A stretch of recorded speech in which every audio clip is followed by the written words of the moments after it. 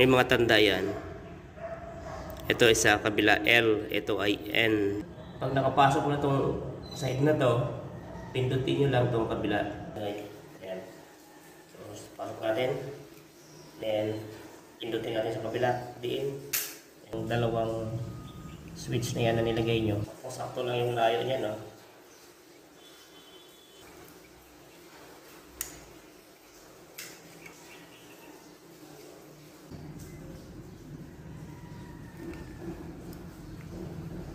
Okay. So, yan na siya. Nilaw na yun dun. Ang ginawa ko dito, ito yung return. Common yan. Ibig sabihin, isa lang sila ng supply. Pwede ka dito maglagay. Pwede doon. Pero dito, magkahiwalay ito sila. Dalawang traveler. Yung isa na sa 3, yung isa na sa 1. Good morning everyone.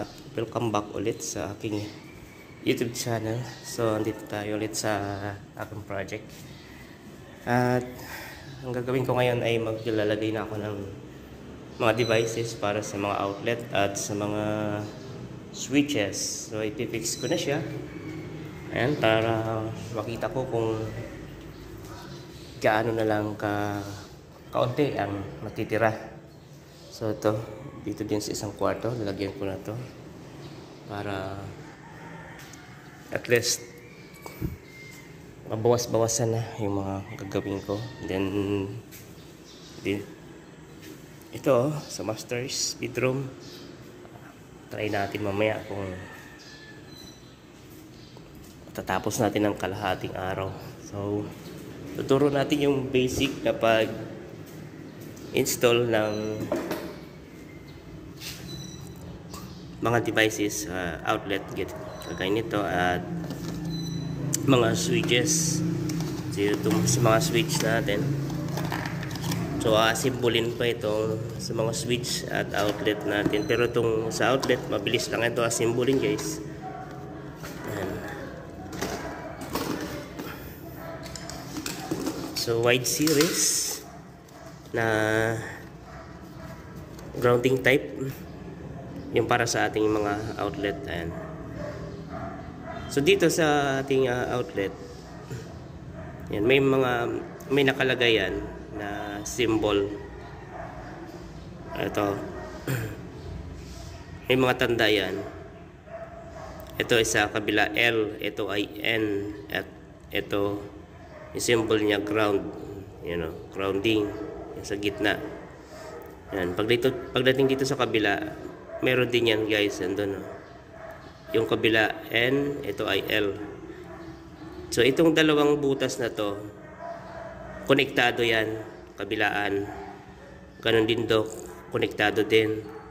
So pag naglagay ka ng supply, nandun yung isa, nandito yung isa. So sa pagkasimbol nito, guys, kailangan tingnan nyo yung sulat niya o yung sign. May pangalan niya. Yan. Ito pangalan kasi nito, Panasonic. So, kailangan na sa taas. Tapos ito, ang kanyang bahay. Itong nakaumpog na to. Ito to. Kailangan niya sa kanan palagi. Yan. Ganyan. Tapos pag asimbol nito, may slot lang to, guys. Ito. May slot yan. Itatapat nyo lang yung naka-OSB na to.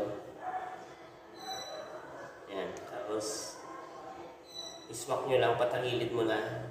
Unang kabila. Ito. Yan. Then pag nakapasok na tong side na to, pindutin nyo lang tong kabila. Yan. Pag ibig sabihin, pag tumunog na siya, nakaswak na siya na mabuti, nakapix na siya. Yan. Yan siya matanggal. Pwede naman ito tanggalin kung gusto nyo tanggalin ulit. Ayan ito dito. May butas. Ayan o. So, ipin nyo lang yan. Matatanggal na ulit ito. Ayan o. Tanggal na ulit. Pero ito naman, hindi naman to kailangan mo na tanggalin to.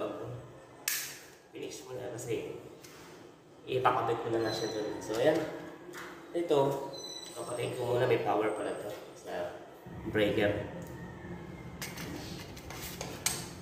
Punta natin sa breaker, papatayin ko muna. So kailangan i-off natin para safe tayo. So yan, putulan lang natin itong wire kasi mahaba siya.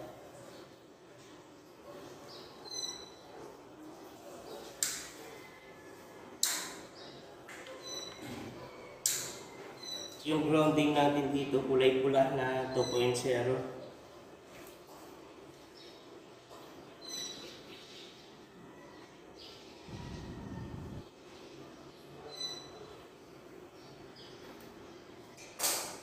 Sa mga baguhan pala, pag gamit kayo ng plier lang na pangpalat, ingatan nyo na masugatan yung strand. Kasi pag nasugatan yan, pwedeng maputol na yung mga strand sa paligid nito at konti na lang matitira. O wala na siyang lakas. Yung daloy ng kuryente ay magbabawasan. Yung lakas niya. Dito yung gumamit ng ganito. Cutter. Kapag nahirapan kayo mag-control ng plier sa pagbalat. Kasi pag nadiin ng mabuti ito, pwedeng masugatan yung strand, yung copper niya. Ayan.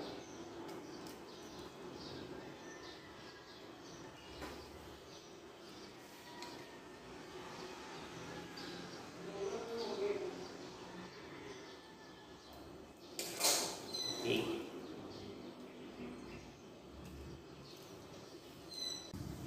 So yun siya guys, oh.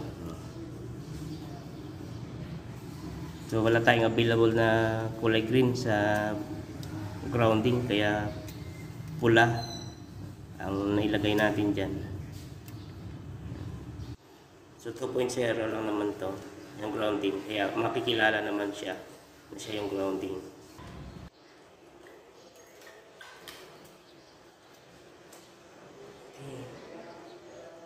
Laki ng butas.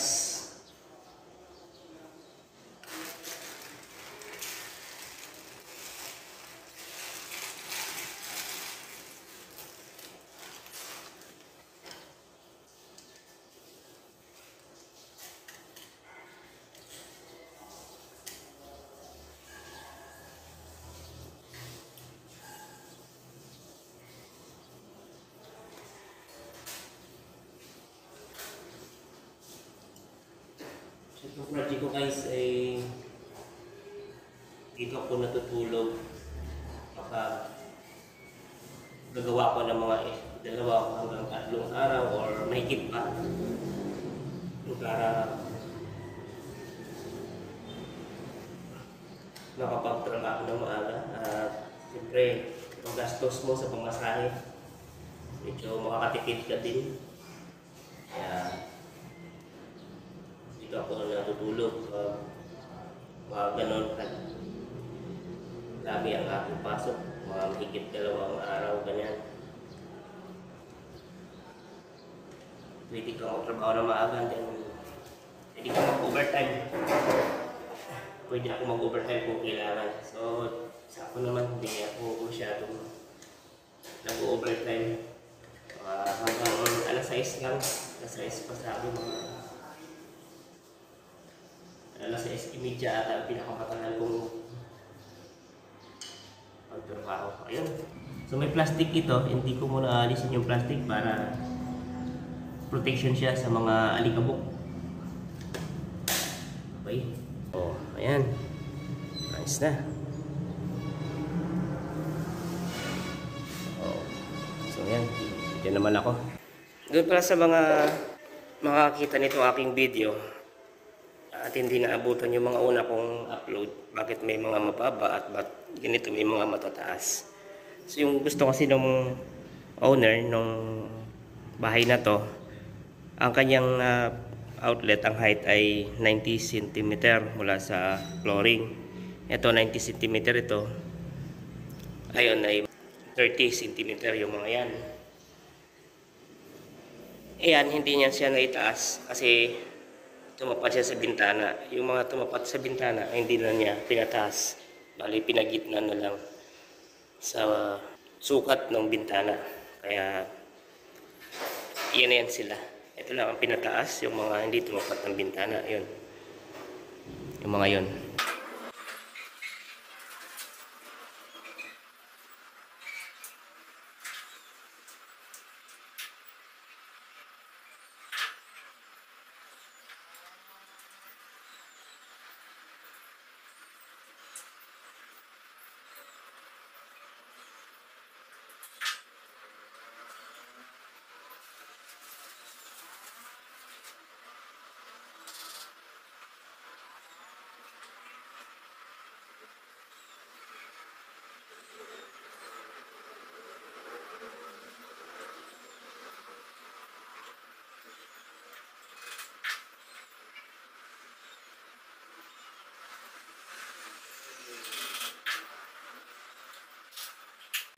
So ang oras pala 6:47 ng umaga, so maaga tayo nag-start kasi dito ako natulog. Ayan.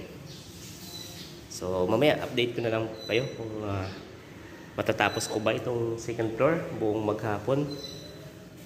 3 kwarto, then may family area, then kasama mga switches. So mamaya sa mga switches naman, papakita ko din sa inyo paano naman mag-jumper doon sa mga tugang, saka sa mga trigang ng mga switches. Time check guys, 8:50 ng umaga. So nandito na ako sa master's bedroom. Ayan. Ito na yung natitira ko na lang na ligayan ng mga devices. Then etong dito sa switch sa labas. At itong 3-way. Ayan. Natapos na dito sa family area. Then dito sa unang room tapos na. Ayan. Ito. Nakikibit ko na rin yung trigang at tugang switch. So mamaya papakita ko sa inyo pagkabit ng mga jumper niyan. Mga tugang at trigang switch. Dito okay na. Then ito okay na. Okay na doon. Then dito okay na. Ito mga switch mamaya papakita ko sa inyo. Trigang and mayroon pa dito naiiwang dalawa. Tugang switch. Then dito sa CR, hindi pa tayo pwede magkabit ng switch dahil hindi pa siya finish. So dito, papakita ko sa inyo paano mag-jumper sa trigang at tugang switch. So yung ating mga devices. Ayan. So yung guys, unahin natin yung tugang switch. So sa tugang switch, ito yung kanyang takip. Ayan, ito yung kanyang plate. So sa paglagay niyan, kailangan na sa tulo lang yung isang switch. So may slot naman yan. So may mga slot yan. At ito may paa. So tutok lang natin yan doon sa butas. Medyo patagilid lang. Paglagay, unahin natin yung kabila. So itong na to, naka-usli na to. Ito yung sa baba. Ayan, kapag nagkabit kayo ng switch nito, nagkabit na kayo nito dun sa utility box. Ito yung nasa baba. Ayan. Then yung may tanda, ito may kulay itim. Always nasa kanan. Ayan. Pero yung iba niyan guys, kung saan yung palo ng pinto, o kung saan yung bukas ng pinto, sinusunod nila to palagi. Ayan.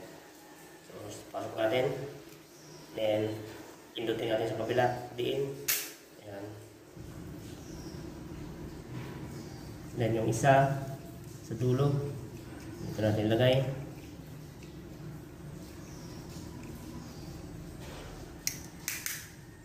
Yan. Okay. So yan na siya. Then paglagay ng jumper niyan, kung ito may tanda, dapat nandito siya ang paglagay nyo ng jumper kabila. Itong part na to dito sa kabila. So then sa paglagay nito, sukatin nyo lang kung gaano kalayo itong dalawang switch na yan na nilagay nyo. Yan, pwede nyo maging batayan yan. Ito, putulin nyo dito. Saka nyo putulin yan. Tapos, palatan natin.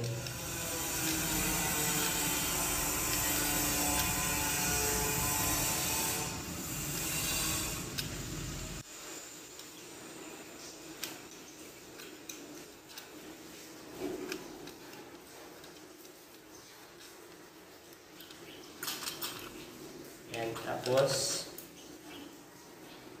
yan, saka natin baliin. So, itututok nyo ulit dun sa butas. Ito. Yan o. Yan. Yan. Saka nyo baliin.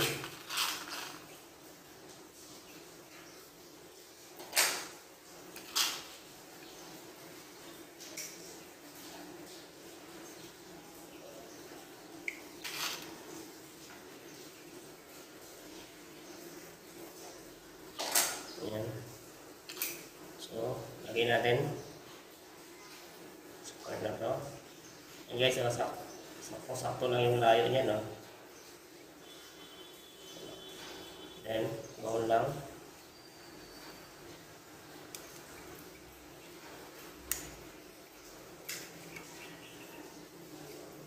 Yun. So, ganyan lang siya guys, ang pang-jumper. Yan o. So, ganun lang ang pagsukat para yung jumper hindi masyadong nakalabas. Yan. Kasi pag masyadong mahaba yan, medyo pasikip pa yan sa loob ng utility box, or pwede nyo rin naman tupiin kapag medyo mahaba. Pero mas maganda kapag saktuhan lang.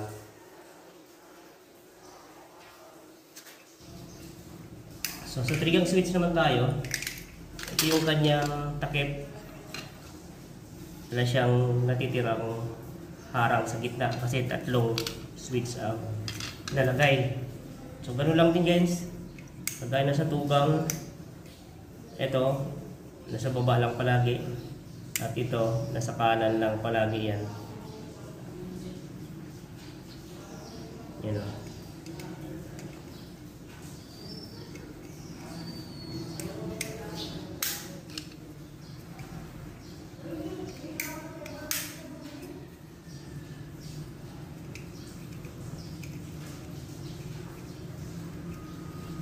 Yan. Tapos, kapag jumper nito, sukat nyo lang sa dalawa. Ayan. Dito lang sa dalawa nyo isukat. Sa dalawang ganito, puputulin natin. Dalawang jumper. So, ang purpose ng jumper guys, ito yung daluyan ng power papunta sa kabilang mga switch para magkaroon din ng supply itong mga to, para pag naglagay kayo ng return, pag switch nyo iilaw din siya, kasi pag hindi dinamperan to hindi siya magkakaroon ng supply. Kung nilagay nyo lang yung return nyo dito, wala siyang supply, hindi siya iilaw kasi wala siyang supply.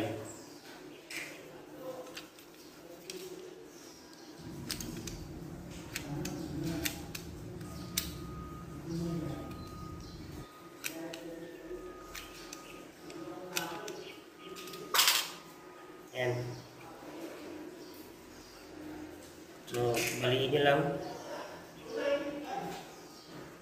Ganun lang din sa side na to, doon natin ilagay yung jumper.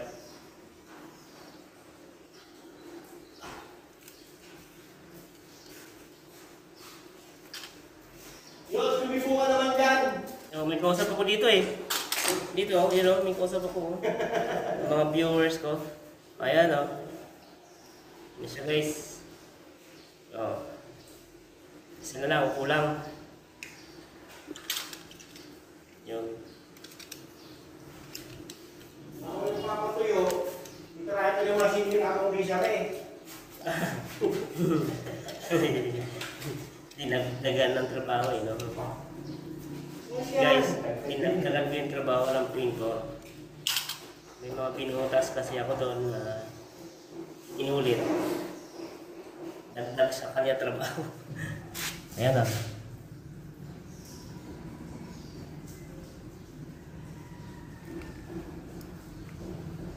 Okay. Tapos, sa paglagay naman nito doon sa taas, sa switch, pakita natin. So yun guys, itong pula, ito yung may power na galing doon sa ating in-splice sa junction box sa loob ng Kisame. So pwede natin ilagay dito yan, dito sa kabila, then doon sa dulo, pwede din doon. Kahit saan nyo ilagay dyan. Yan, pwede yan. So tusok ko lang, so wala tayong cameraman.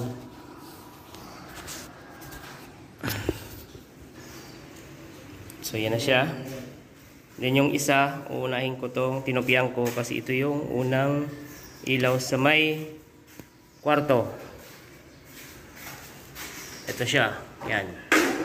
So ito naman, doon natin yan ilalagay sa pinakataas na switch dito. So doon natin ilalagay yan sa ito, sa butas na to. Kahit saang butas dyan, itong sa dalawang to, pwede yan.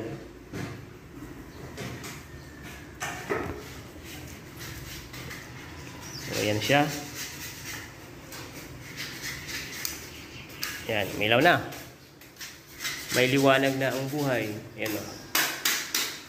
Then itong isa, dito sa gitna, dito.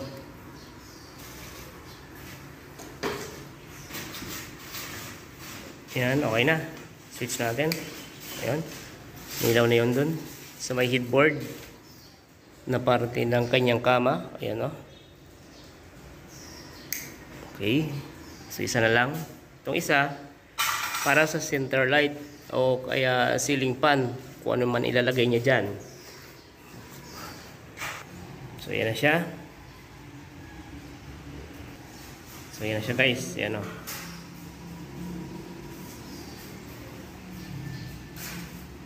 Oh.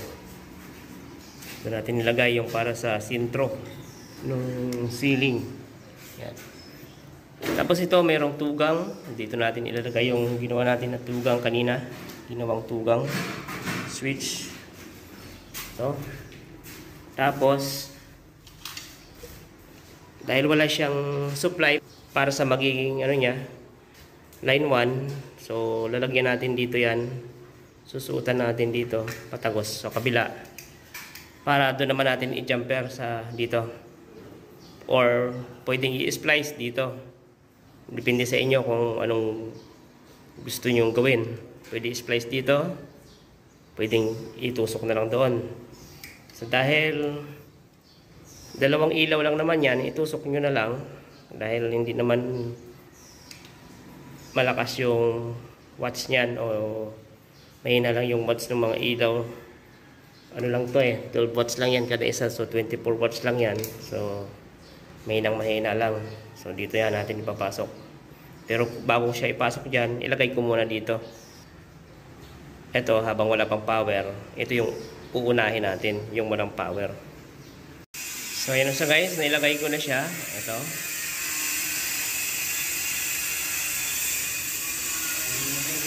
Yan. So ganyan lang. So yung dalawa na yan, isa dito, yung maliit na kisame na to. Then yung isa nandun sa labas nitong bahay. Sa corner ng kisame. Andyan. Yan. So okay, so i-fix lang natin. Mamaya sa 3-way switch naman, tuturo natin sa inyo. So dito naman tayo sa 3-way switch guys. Yan. Ito, traveler.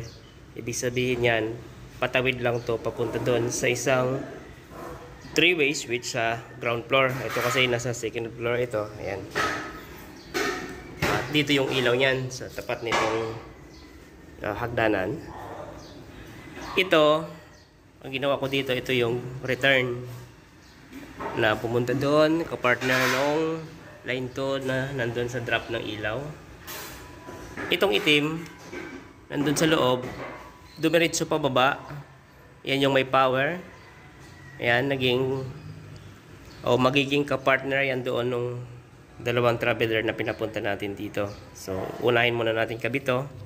Sa pagkabit yan guys, etong return, sa 0 natin ilagay yan. Yan. May number yan. Yan o, 0. Ito ay 1. Ito ay 3. Yan o. Yan. Tapos may symbol yan doon sa yung symbol niya yon. Ayan, yan. Nakikita nyo yan. So, dito makikita yung number. Ito. May number din yun doon, pero maliliit. Pero ito, malalaki. Mas madali nyo makita. Itong dalawang butas na to, common yan. Ibig sabihin, isa lang sila ng supply. Pwede ka dito maglagay, pwede doon. Pero dito, magkahiwalay ito sila. Ito, magkahiwalay yan. Hindi yan sila konektado. Magkukonek lang yan kapag pinindot mo itong 3-way switch. Itong 3-way switch ni Panasonic, wala siyang indicator o wala siyang kulay yung dulo. Plain lang. Ayan. Palatandaan na siya yung 3-way switch. Ito naman, kahit magkabaligtaran ito, kahit mailagay mo to sa 3 or mailagay mo to sa 1 ang isa, walang problema yan. Kahit hindi nyo tagingan to, okay lang yan. Iilaw at iilaw yung inyong kinabit na ilaw sa ceiling. Ayan, so dito yan, itong dalawang traveler na to, dito yan. Ayan, so kabit ko lang. Ayan na guys, nakakabit na. Ayan. Return, yan, napunta sa 0. Then itong dalawang traveler, yung isa na sa 3, yung isa na sa 1. Itong ganito, pwede rin naman yung may power supply, pwede rin naman dito yan. Ito, pwede rin naman ito didiretso doon sa babang 3-way switch.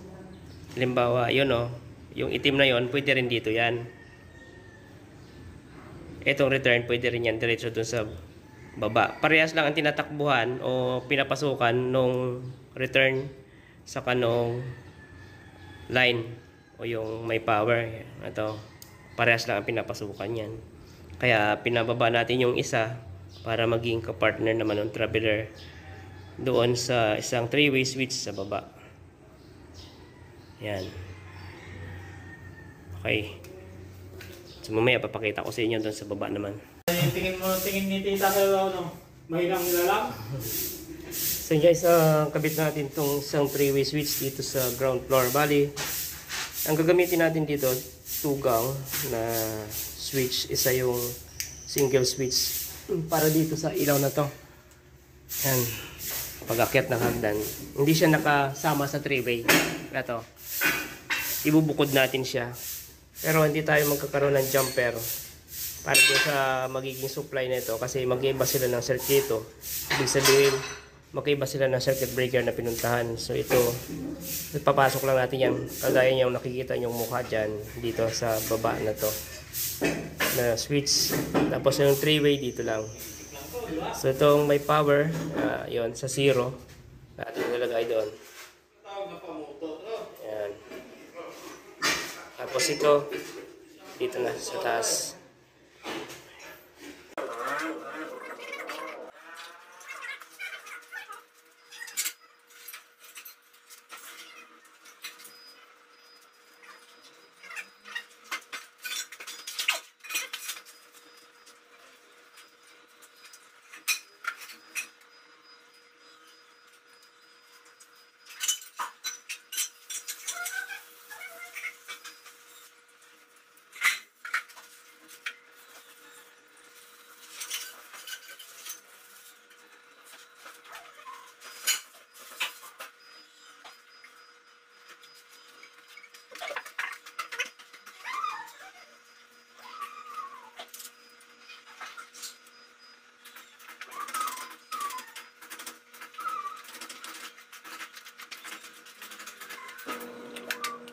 Yan.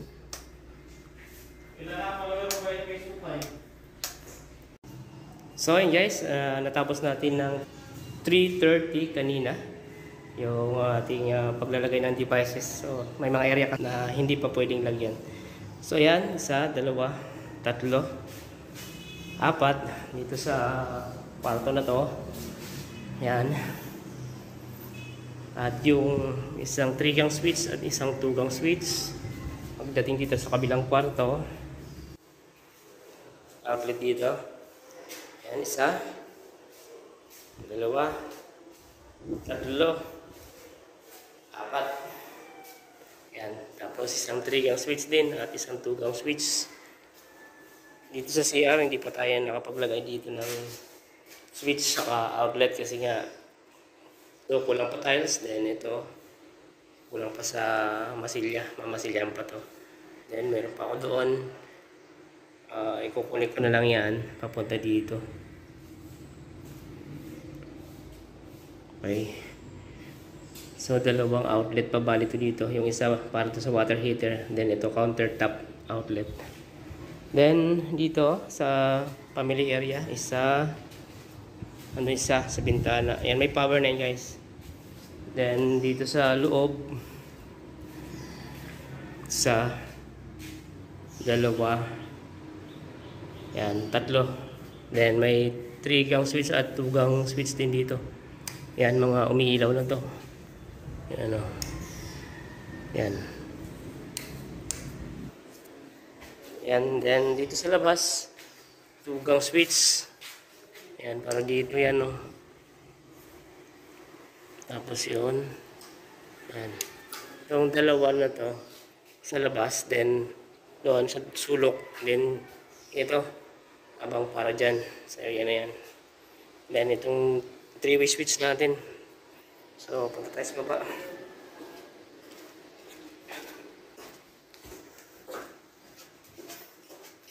Two-gang switch din dito, isang para sa 3-way, yung kapartner niya doon sa taas.